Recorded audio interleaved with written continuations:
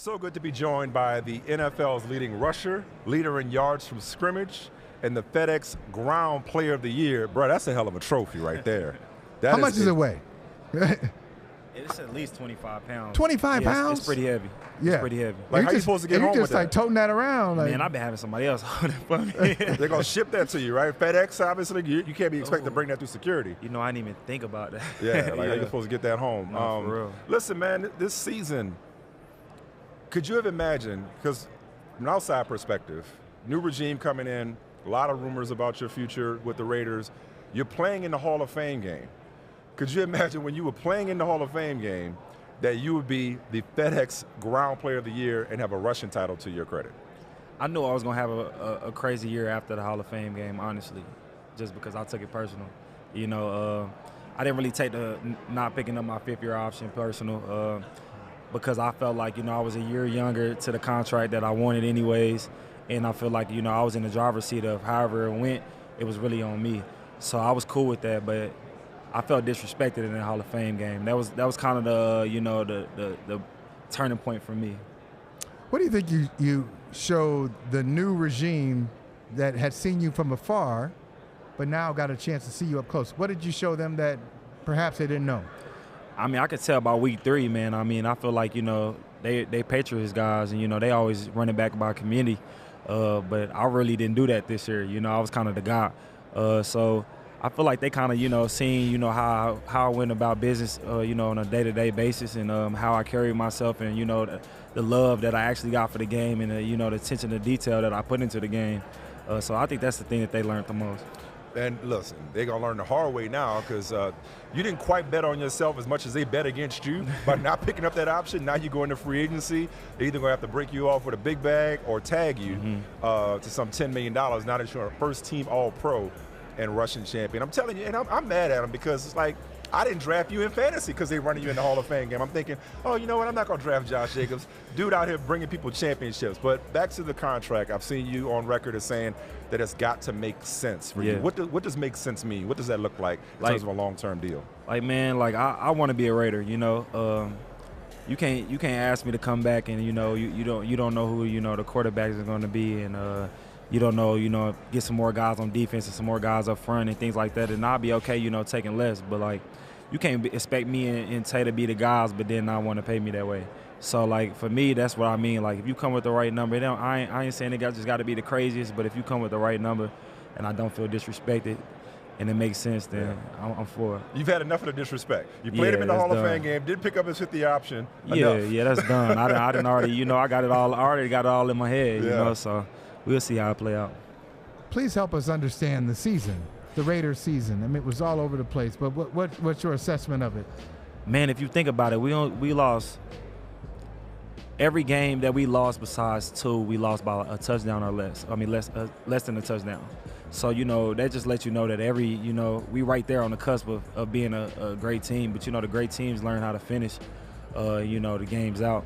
And for us, man, it was such a frustrating season just because I seen the potential that we had. I seen the guys, like, actually come in earlier, and I seen guys actually work. You know, sometimes people be like, yeah, we losing, but you're not really working. I seen guys actually, you know, take that upon themselves to try to, you know, be better every day. And I think that was the frustrating thing, like, you know, when you lose, you're like, man, we put in all this work and we losing, you know. And that was one of the things that I, you know, since I came in at being a Raider, you know, I probably had maybe one winning season. But that's the thing about the, you know, Raider Nation that I really like, man. It just, I feel like I can want to help bring, you know, this Raider organization back to what they once was, man. You know, the Raider dynasty, you think about the Raiders, you think about the legacy, you think about the winning culture. I just want to be a part of that when things start to go the right way. You want to be on them walls in Allegiant Stadium. I was there last weekend, man. Let me tell you something. They pay homage to the greats in Raider history throughout that stadium. But let me ask you, man, like, again, help us out from the outside. We look at what you guys went through last year. Yeah. And the way you guys rallied toward the end of the season, made the playoffs, almost beat the Bengals under Rich Bisaccia. You make wholesale changes organizationally with the front office and the coaching staff. And then from a results standpoint, you take a step back in terms of wins and losses. Is it that simple? Like, is there something on the inside that we don't see that gives you encouragement about the direction of this organization? Yeah, definitely, man. I mean, one thing I like about Josh McDaniels, man, is that the dude actually listens. You know, a lot of coaches, and I would say that I've been around, don't really necessarily, they'll listen to the player, but they don't really change what they're doing. You know what I'm saying? Like, he's one of them guys They'll humor you. Yeah, yeah, right. no, I'm saying, like, you know, he's one of them guys that really, like, he'll sit down and be like, okay, what can I do different? What can I, because obviously what I'm doing is not working for you guys. You know what I'm saying? And that's the thing that I like the most, man. I mean, you get around him and you see his football knowledge in his brain. You know, I thought Gruden was elite, and I'm looking at this guy and the way he schemes things, and I'm just like, man, this is like a different level. You know what I'm saying? And that's the thing that keeps me very optimistic about where the Raiders could go. Really, right now, it's just about getting the right guys that's going to accept what he's trying to teach and the message that he's trying to, you know, go for, and guys that's going to be willing to run through a wall for each other. We told you off the air, man. We've both known Josh for pretty much 20 years now. The Patriot thing is a little different. Yeah. So give us an example of something he came in and said, this is the way it's going to be, and you said, I don't know about that. Yeah. But it worked out. Now, I'm not going to lie, from day one, you know, that was everybody concerned. Like, is he going to come in here with this Patriot ways? You know what I'm saying? And from the first day, he was like, look, I know we not the Patriots. I know I'm not Bill. Like, some stuff that I know that, you know, that I know that worked, that I know that's been working for a long time, and I'm going to use that. But, like, we're going to adapt to what we got. And I was like, okay, I can rock with this dude. Yeah, okay. That's a relief. Well, but to that end, and that's interesting to hear about Josh from the inside perspective, because, again, you look at the big question at quarterback. You're going to be, if you're still a Raider, and if they're smart, you will be, one way or the other, you're going to be taking handoffs and tosses and catching passes from a different quarterback for the first time, and that's, Derek Carr, of course, moving on. A lot of talk about Aaron Rodgers, who we know you'd be excited to play with. We know Devontae Adams would be excited to play with him. So there's a relationship there with Adams. We know the player that Rodgers is. We know the talent that he could be stepping into, especially on offense.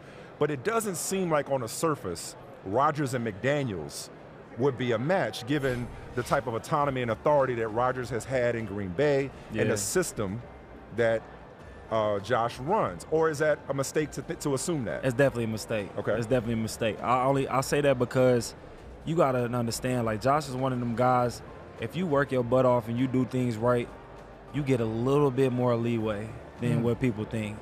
Like, you know what I'm saying? I'm not saying you can go off the rails and nothing like that, right. But you definitely get a little more leeway. Like, you know, you might be running a little late, like a couple, you know, he not going to trip about it. Okay. You know what I'm saying? And things like that. Like, he's one of them He guys. ain't sending you home if you. Yeah, he not doing that, man. Yeah. He's one of them dudes that, like, he appreciate people that appreciate the game and that really love the game and really, you know, put everything they got into the game. And schematically, it's a fit? I mean, you got to think, bro. Aaron Rodgers he's one of the greats. Yeah. He's one of the greats. You know, like, his football mind, I think them two together, you know, just throwing these ideas off each other, I think it'd be crazy, man. I think it'd be elite. And I think it also helped Josh too. He don't have to do too much. Yeah, that's right. Aaron Rodgers. Yeah. What was your response when you heard that they were essentially sending Derek Carr home for the last two games? Yeah, man, I don't think I might get in trouble because of this, but I don't think that they sent them home. I think it was kind of just like a mutual, like, understanding. I don't think they was like, go home. I don't think they did that. But I think it was definitely crazy. It was definitely eye-opening for me because, you know, you see a guy that's been in the league 9 years, and, you know, he's been playing with the same team for 9 years. He's got all of these franchise records and things like that. And you see how, you know, things could change for him quick. Yeah. So it kind of just opened my eyes, like, okay, in the grand scheme of things, like, I'm a small fish in his pond, you know what I'm saying? Like, so that's what kind of the thing that I thought about the most. And I need to get your response to this because I think it's the craziest ending I've seen in a football game, regular season or postseason, I've ever seen in my life. And that was that game against the Patriots, where I thought we were going to overtime. Yeah. And then and the funniest thing, see, Mike's crew, he's got a sick sense of humor, okay? So I just want to let you know, I was rooting for the Cowboys in their playoff game against the Niners, and he was rooting for the Niners. And then he pointed out that play where Zeke was the center and got flattened. Yeah. He was like, okay. He was like, that's the whole thing. But bigger than that is Chandler Jones on Mac Jones. It's like, oh man, he did it, and Mac is just like, Helpless. He didn't want no part of that. I mean, come on. Like, so what was your just I'm not take gonna lie, on that whole thing? Ramondre, he won the game with that run. If he go out of bounds, they kick a field goal, they win the game. He was at he was in field goal range. But man, I remember I was like, he threw it back, and I'm looking like, is this really happening? You know, Chandler moving slow to the end zone. It's like taking him forever to get there. I'm like, this really happening right now. It was so crazy that I had to call a couple of the players after the game, and I'm like, who told him to do that? Like, did y'all practice? Did y'all practice that or what? Like, what's going on? What's funny though after that game though, because I remember I felt bad for him. Like Jacoby Myers threw it, college quarterback. Yeah.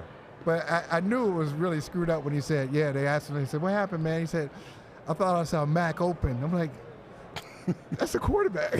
You think you see him open? That was a crazy game, but great for you guys. Yeah, man. So look, last thing, man, before you go, you said you expressed wanting to be a Raider on the right terms, wanting to be a part of that organization's legacy, turning this thing around. Having said that, it ain't often that a 24-year-old running back, forget about how deep this draft class is, forget about the running backs being a dime a dozen like people like to say or whatever, a 24-year-old leading rusher and yards from scrimmage guy hits the market. How many people been in your ear, dog?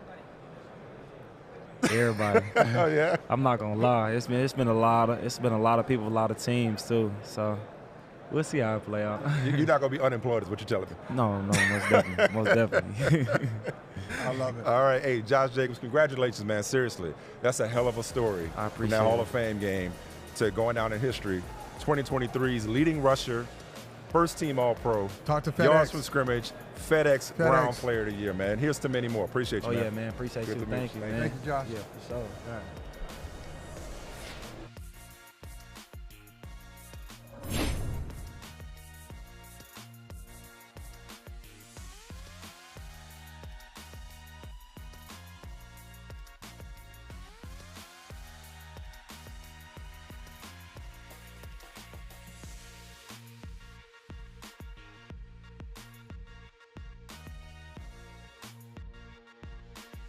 It is our honor on the day of NFL honors, Right.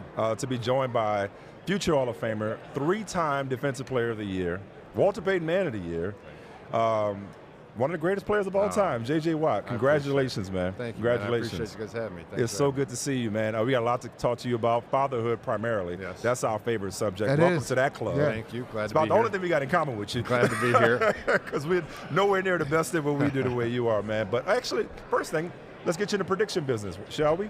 You've been honored 3 times as Defensive Player of the Year. Yes. Who's your pick for Defensive Player of the Year? Who do you think should be Defensive Player of the Year? If you were the only one voting. I think Nick Bosa. I think he's had a great year. I think what he's has been able to accomplish is great. Obviously, he's a part of a great defense.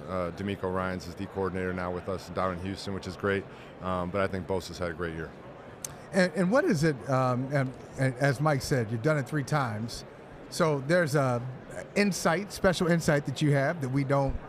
What is a difficult part of being that guy, of being that target where offensive coordinators are saying, Right. oh, okay, Yeah. we're going to watch out for him. What's a part that is difficult that we don't necessarily realize or talk about enough? The most difficult part is that every single protection is going to slide your way. And if they don't know, they're going to slide your way just because that's what you're going to do. So you're going to get the double teams. You're going to get the chips. You're going to get the running back coming in giving you a rib shot. Their goal is to not let you touch their quarterback. So when you still accomplish that goal, despite everything that they've given you, that's when I have the utmost respect for guys, because everybody knows that you're the man, yet you still are the man, despite all that. Dude, I remember, this is talking about time flying. I remember when the Texans drafted you, it was like, who's this dude out of Wisconsin?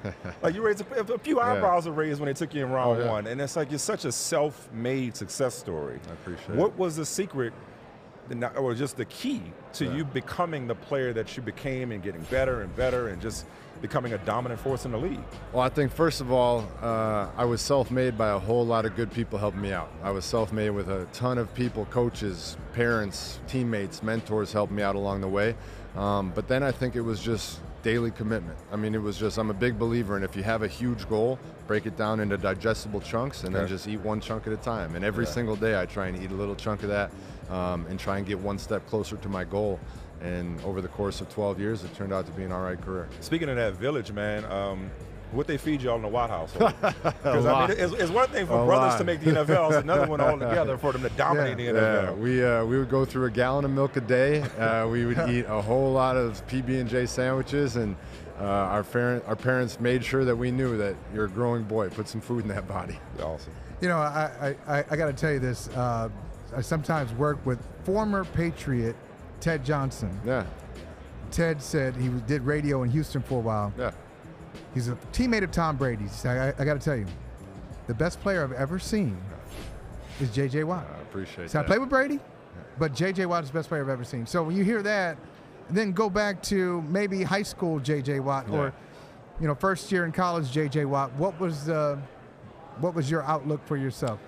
Well, I appreciate that from a guy like Ted because I always appreciate from people who have played the game and who have been there, know how hard it is. That is the comments that mean the most to me.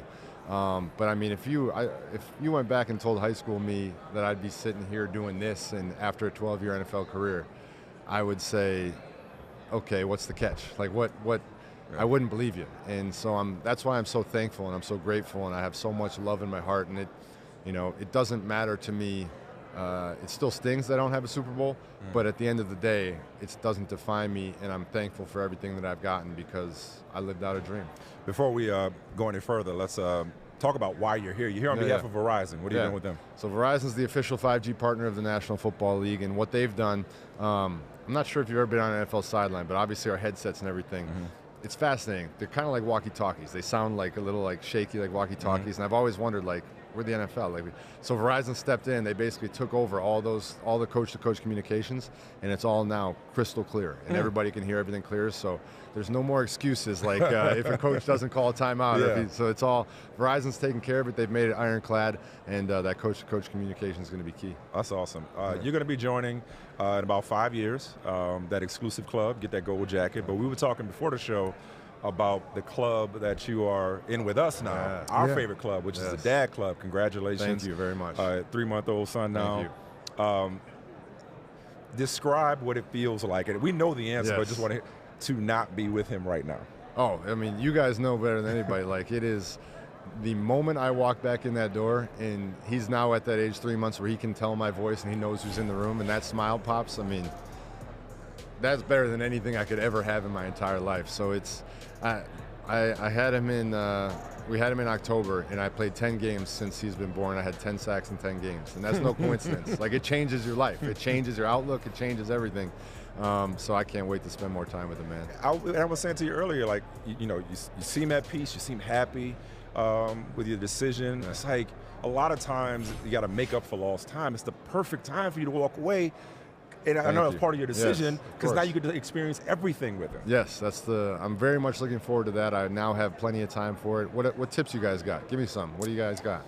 Ooh, well, I would say the first thing is, I don't know that there are generic, universal pieces of advice or wisdom or tips. Right. Because every child, even in your own household, is different. Right. As you know, I mean, your parents raised you and TJ and Derek, raised you guys fairly but differently, right? So it's the same thing. I got 16, 14, and 10. Michael's similar ages. Yep, right. It's like, there's no blueprint for it. Right. You know what I mean? And even the goal, honestly, and you will do this anyway because it's the type of man you are, just get them to adulthood with as few emotional, mental, and physical scars as possible. That's it. One day at a time. Yeah. But I would say, JJ, I'm thinking about my you kids. have some time to think there. Go ahead. No, really. But like so they're 10, 12, and 14.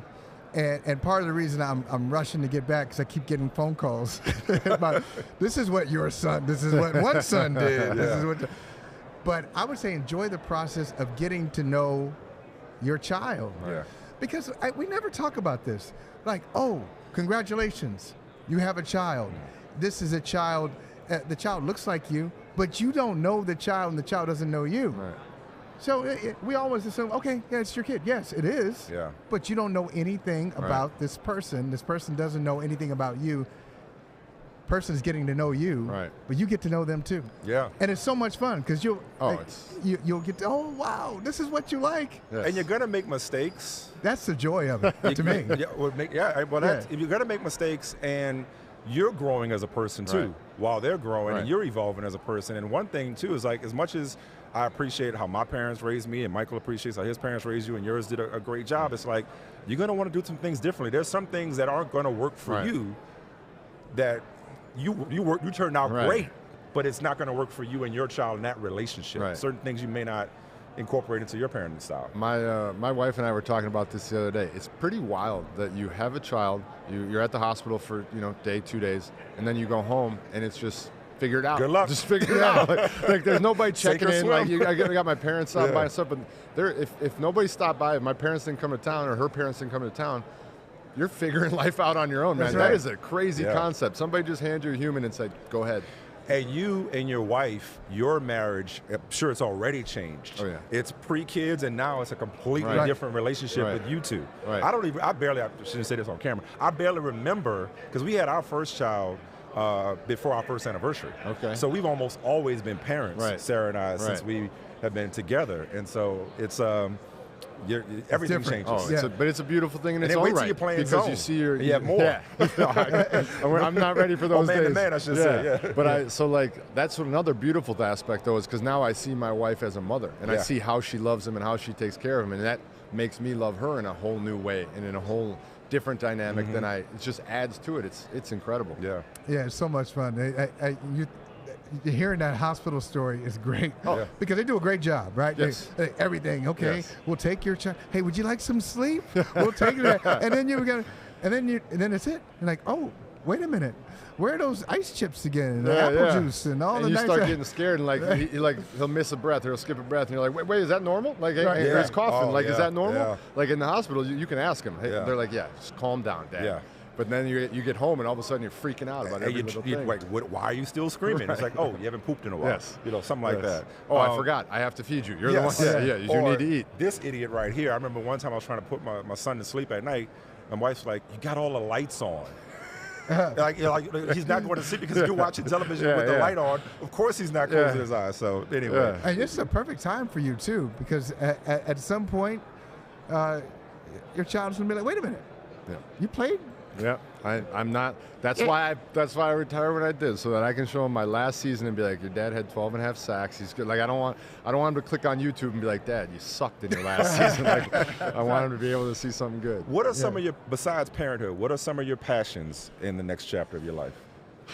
So I do really love the game. I love the game. I want to be around the game in some capacity, but coaching is just such a massive time commitment and so much you have to put into that. And So you ain't going to D'Amico's staff, no, I'll right? help out every now and then, Yeah. but I ain't going there. Yeah. I do think broadcasting is potentially just as a way to stay around the game and help Okay. share the knowledge and experience that I had. I really love helping kids out, so I do think that there's some form of high school coaching in my future at some Okay. point.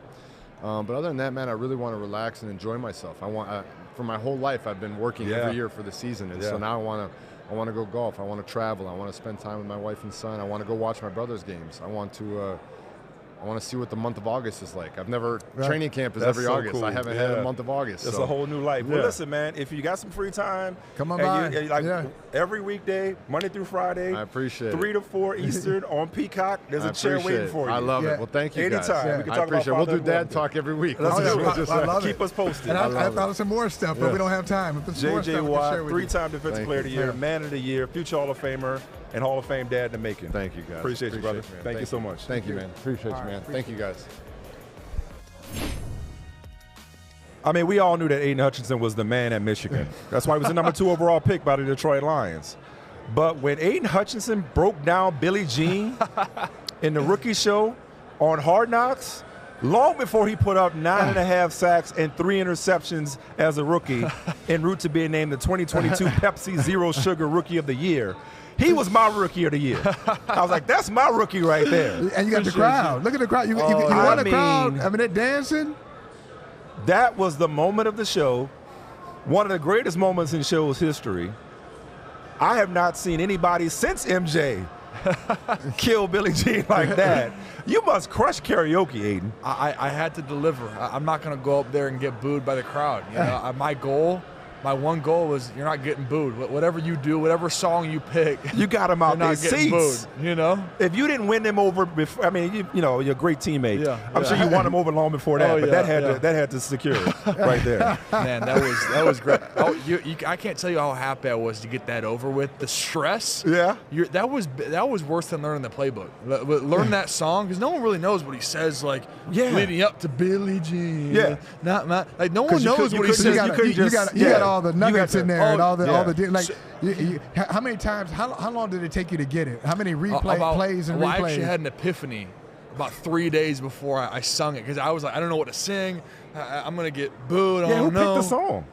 One day I woke up.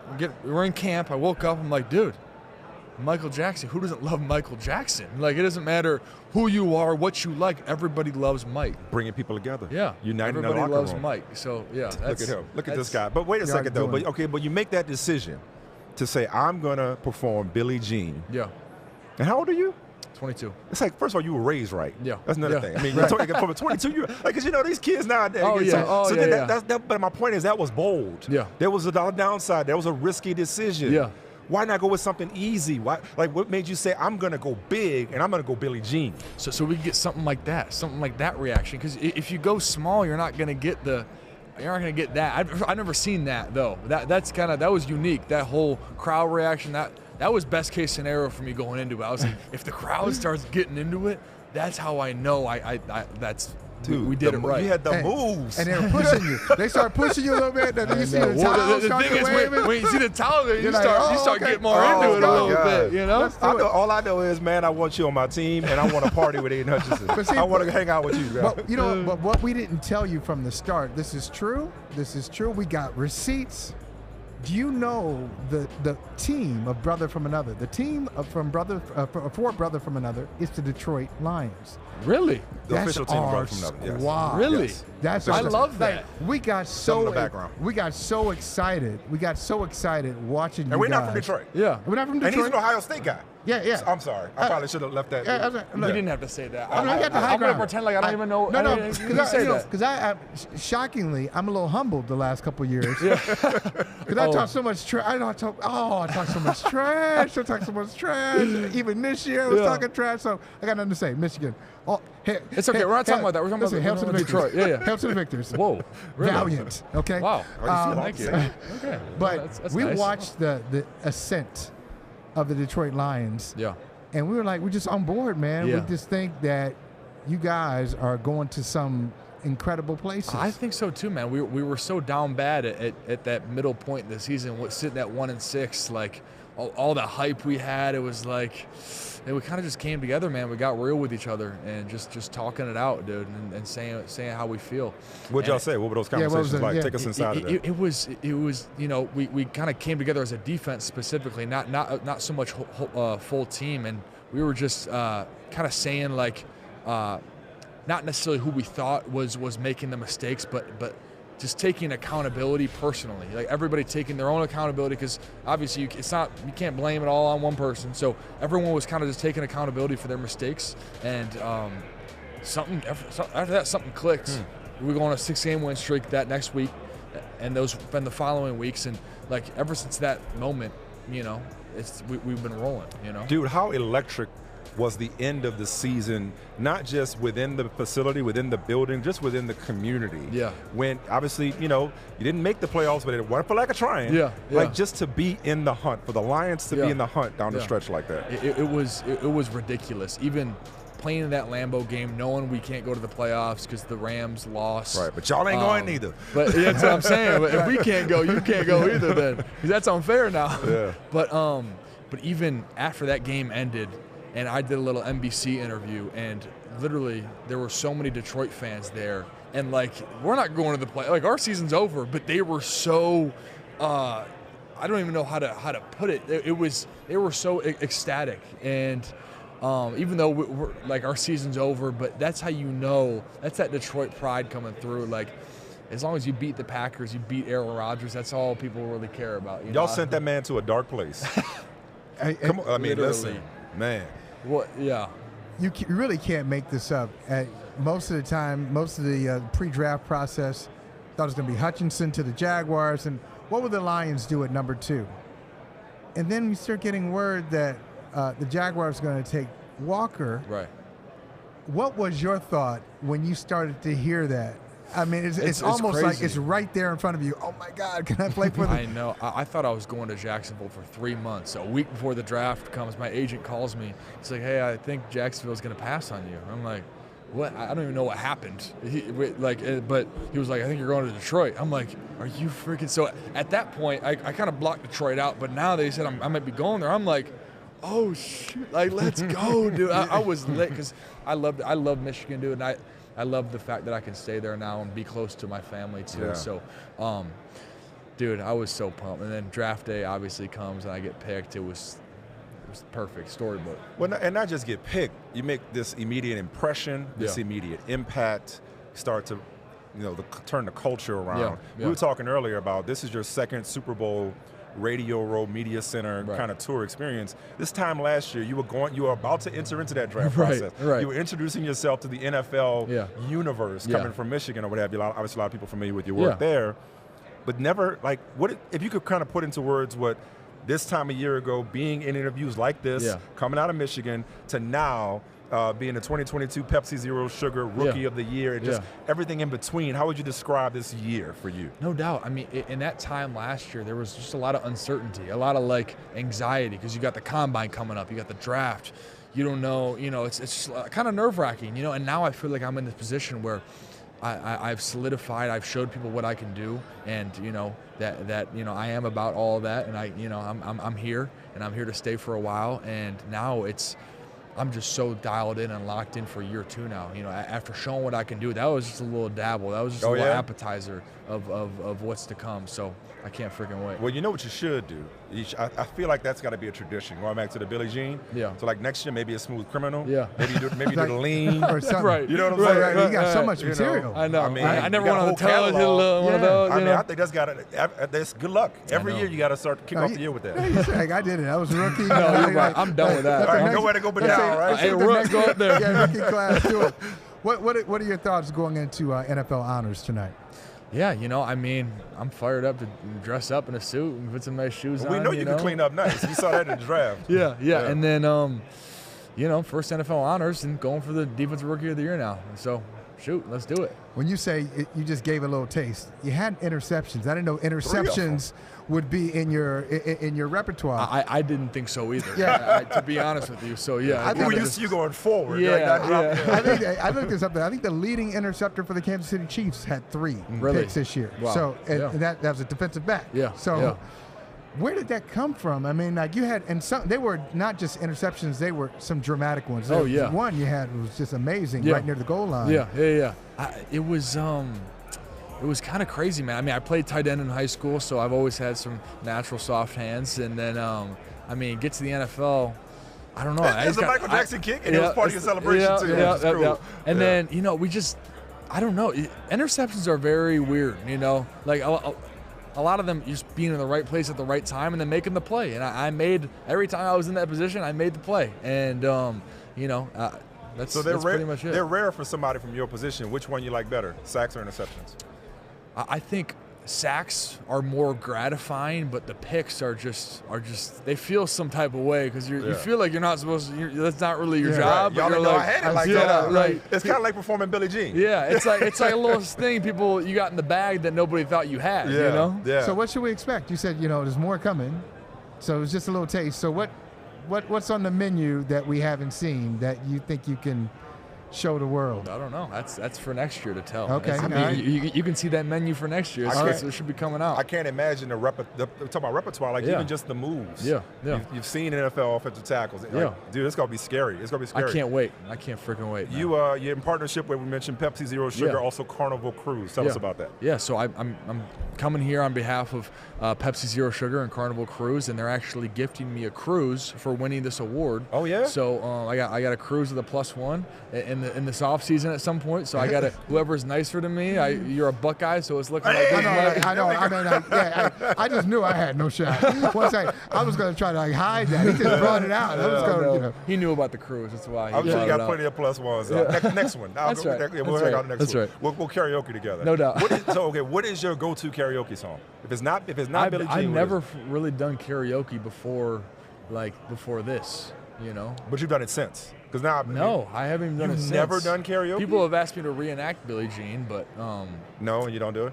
Not really. Yeah. I mean, for special people. I was like, it was for that moment. It was for that. But wait, you've never done karaoke? Not like in an outside environment. Not like at some like bar karaoke. I've never done something like that. Got to do it, dude. Yeah. It's not more fun than that. Yeah. What's your go-to? Don't Stop Believing, Living on a Prayer. Okay. I'm Ike Turner as Proud Mary. I do great duet. Okay. So yeah, man, I love it. Bet. I love it. Yeah. Dope. I haven't done Billie Jean though. Yeah. But that bring the house down too. I'd have to do that. Yeah, you have to. It's kind of like I was at the bowling alley the other day, just ripping. I like bowling in my free time. Yeah, Michigan. And it's cold. Yeah, cold as hell. Y'all can bowl in Michigan. So we can bowl. Yeah. And they just turn on Billie Jean over the stereo. All the front desk guys are like this, and I'm like this. As I bowled like a gutter. I'm like, oh man, that's fantastic. Yeah. Hey man, listen, thank you so much for joining us. Great start to your career. Yeah. Can't wait to see where you take this thing, where the Lions take this thing. Yeah. Congratulations. We need to do a man. show from there. Yeah. Hell yeah. We need to do a show. It's our team. Yes. We need to come out and do a show. Hell yeah. And next Detroit. year's going to be fun now. You're going to want to. For the playoffs. We know that. Yeah. For the playoffs. Make it. It's set in stone now. Thank you. I Thanks, appreciate guys. it. Aidan Hutchinson. Appreciate it, man.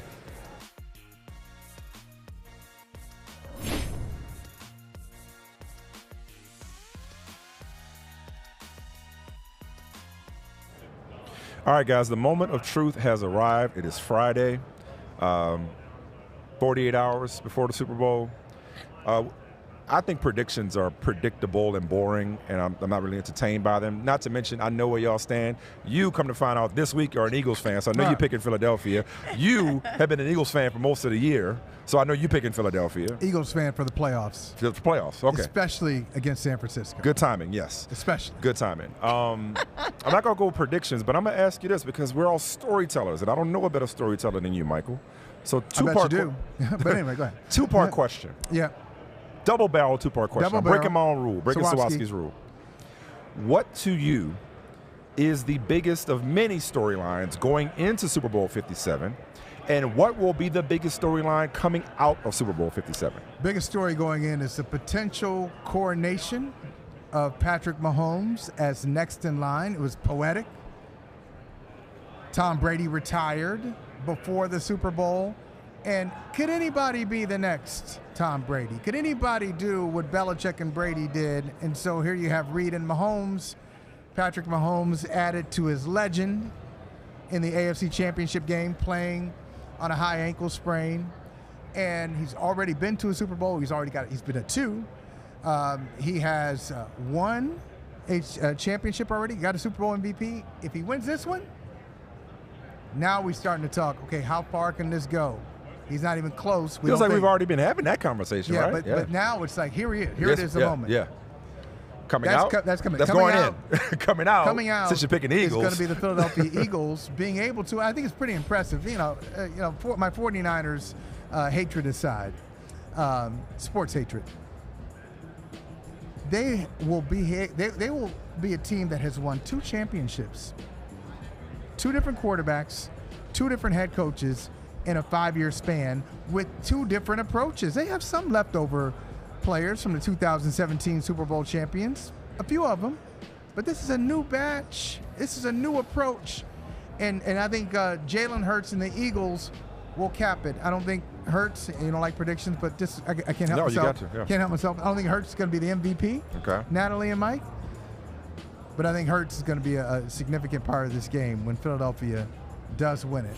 And wins it convincingly. Okay. Natalie, how about you? Yeah. Journalist of the week that you've been. Well, I actually think that will be one of the surprise stories coming out, the way Jalen's going to perform. I feel like it's not expected.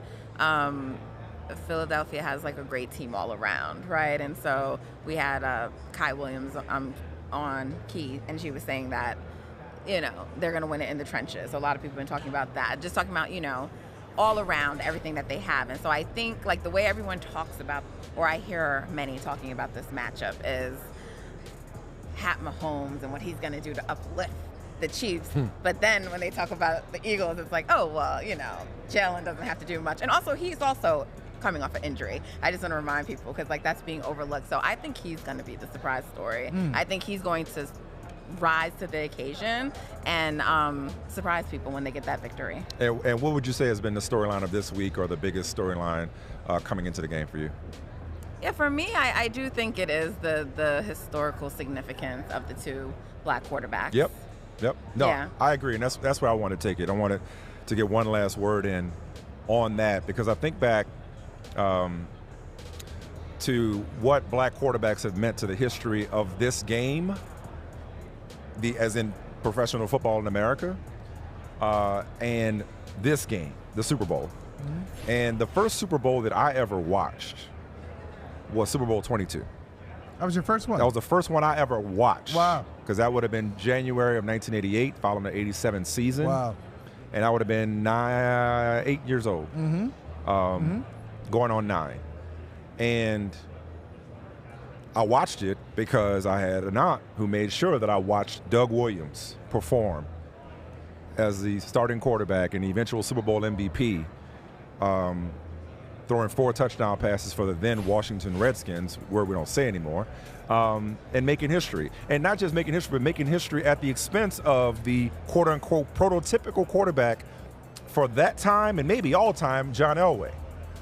And that moment, that game was so instrumental in my love affair with the NFL.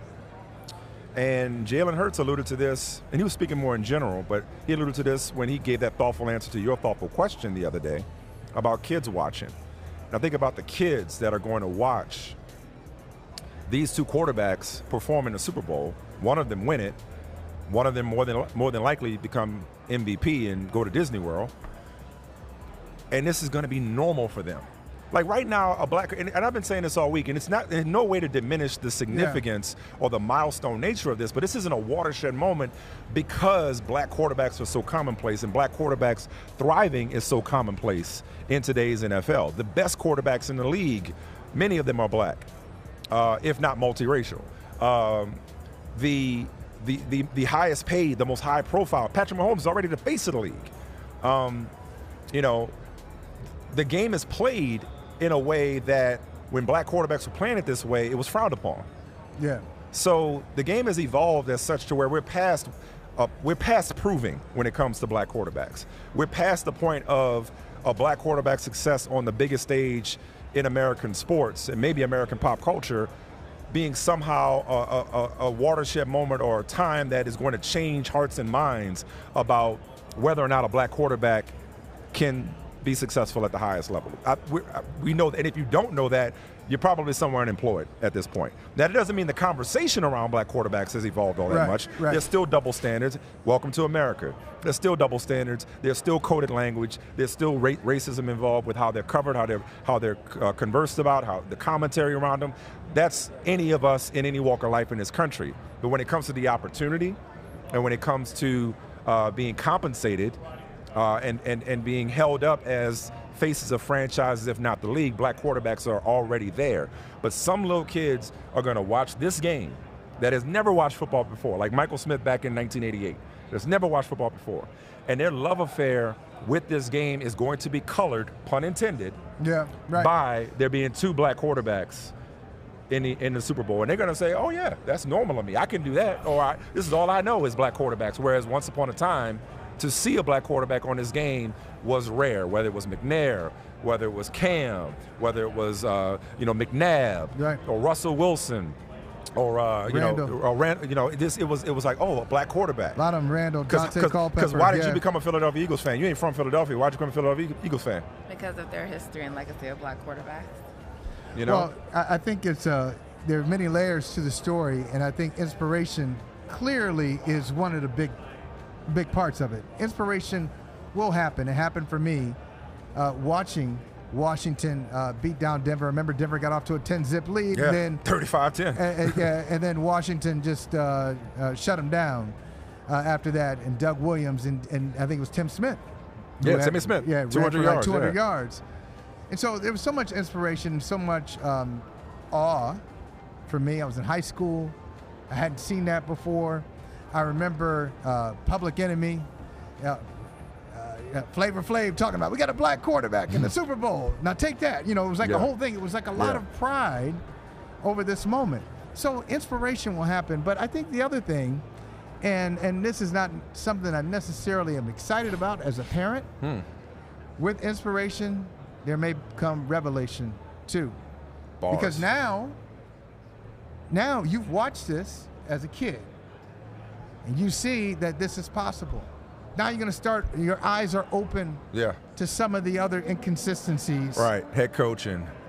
Part of the league. Your eyes are open to Jim Trotter asking a question to the commissioner of the NFL.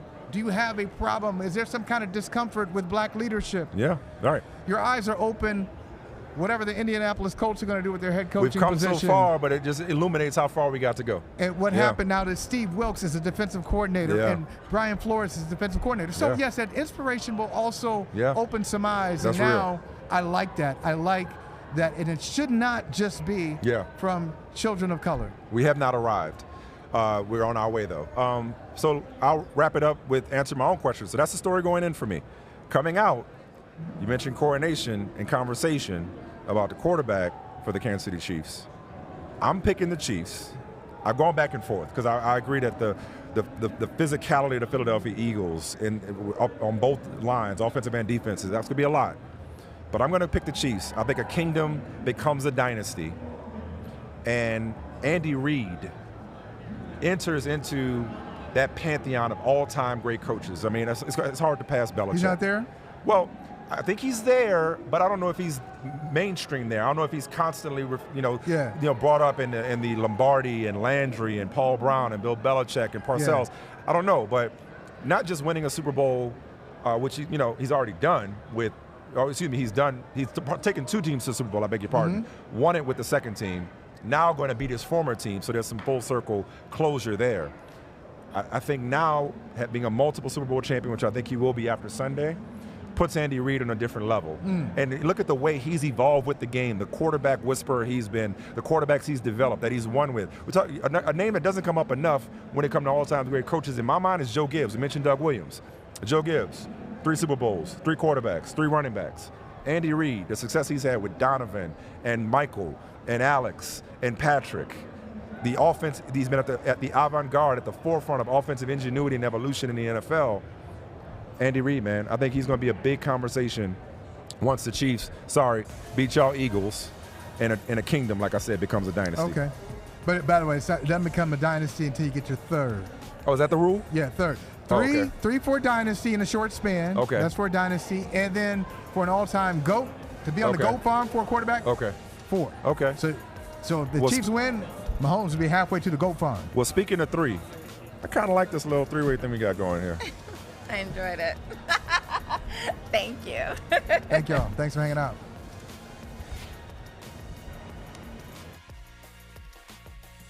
Hey, thank you for watching Brother from Another. If you haven't hit that subscribe button, go ahead and do that now. Don't forget, you can catch us 3 to 4 weekdays on PeacockTV.com and on Sirius XM Channel 85.